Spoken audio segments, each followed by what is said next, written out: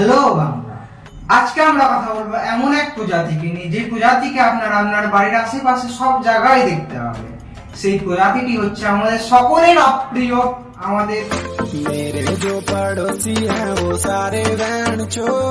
এই প্রতিবেশী হচ্ছে এমন এক জীব যারা আপনার সমস্ত কথা জানবে।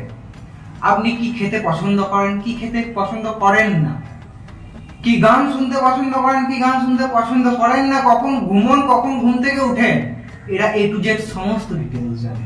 যে ডিটেলস গুলো আপনার বন্ধুরাও জানে না, এরা কি করে জানে সেগুলো আপনি জানেন।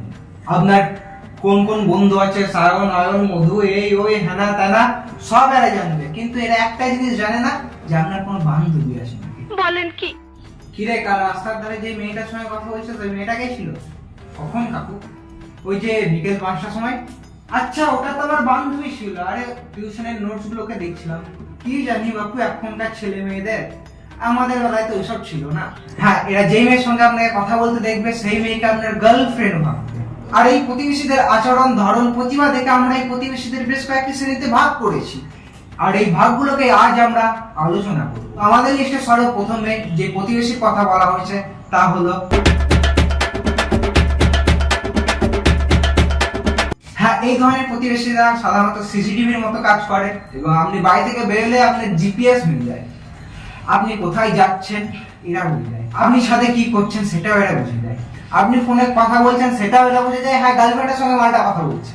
আর এরা আপনার বাড়ির পাশে থাকায় এরা আপনার এ টু জেড সমস্ত ডিটেলস জানে, এমনকি এরা জাঙ্গিয়ার রং পর্যন্ত বুঝবে।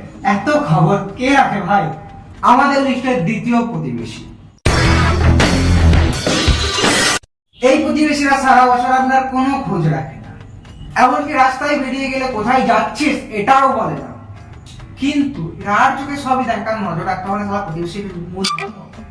কিন্তু এই মালগুলো কথা বলে সেই দিন যেদিন আপনার সবচেয়ে দুঃখের দিন, আপনার রেজাল্ট বেরোবে। তখন এরা এসে জিজ্ঞেস করে, বাবু রেজাল্ট কেমন হলো? বলে সারাদিন কোনো খবর রাখিস না, আজকে এই দিন খবর রাখছিস। अरे बस कर भाई।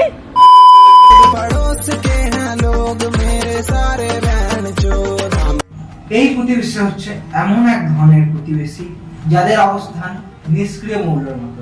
আমাদের জীবনে এদের কোনো ভূমিকা নেই, কিন্তু এদের দেখলে সারা আমাদের দিন খারাপ যায়। এরা আমাদের কাছে বিসমাল নামে পরিচিত, না বর্ধমানের বিসমাল নয়। এদের দেখলে আমাদের মনে আগুন লেগে যায়, না ওই আগুন নয় যেটা আপনারা ভাবছেন, এটা হচ্ছে রাগের আগুন। সারা এদের দেখলে এটা কি জানি না কেন সালা এদের দেখলে রাগ ওঠে। এরা আমার না করেছে কোনো ক্ষতি, না করেছে কোনো ভালো, কিন্তু সালা এদের দেখলে রাগ ওঠে। বলেন কি? এই প্রত্যয় হচ্ছে এমন এক ধরনের মাল যারা প্রতিবেশী আর আত্মীয়কে মিশে তৈরি হয়েছে। ঠিক যেমন ভাবে গাধা আর ঘোড়ার সঙ্গে মিশ্রণে খচ্চর তৈরি হয়, ঠিক এরাও সেই রকম খচ্চর টাইপের মাল। এরা সারা প্রতিবেশী হওয়া সত্ত্বেও নিজেকে তোমার আত্মীয় হবে। এরা বাড়িতে এসে তোমাকে টর্চার করে, তোমার বাড়িতে এসে তোমাকেই টর্চার করে। नहीं देखा जा रहा यार, नहीं देखा जा रहा। এবার কথা বলছি আমাদের লিস্টের সবচেয়ে জঘন্য প্রতিবেশী, যাদের আমরা ভালোবেসে নাম দিয়েছি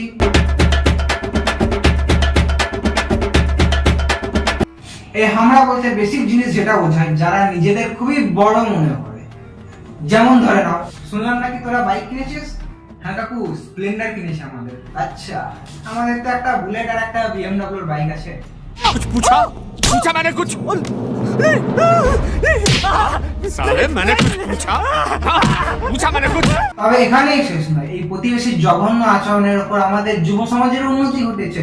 এরাও কথার বদলে কথা বলতে জানে, এরা মিটের বদলে পাথর দিতে জানে। এই ম্যাঙ্গো শেকটা তুই বানিয়েছিস? না কাকু, ম্যাঙ্গো শেকটা তো আমি বানাইনি। আরে আমটা আমার কাছে এলো, বললো ভাই আজকে আমার শেক হতে ইচ্ছা করছে। আমি বললাম হয়ে, আমি গ্রাইন্ডারটা খুলে দিলাম, আমটা নিজেই ঢুকে গেল, অটোমেটিক শেক হয়ে বেরিয়ে চলে গেল। বাস, আমি কিচ্ছু করিনি, অটোমেটিক। কত নম্বর হলো রে এবার তোর? কাকু 82। আরে আমাদের রাহুলের তো 85% এসছে।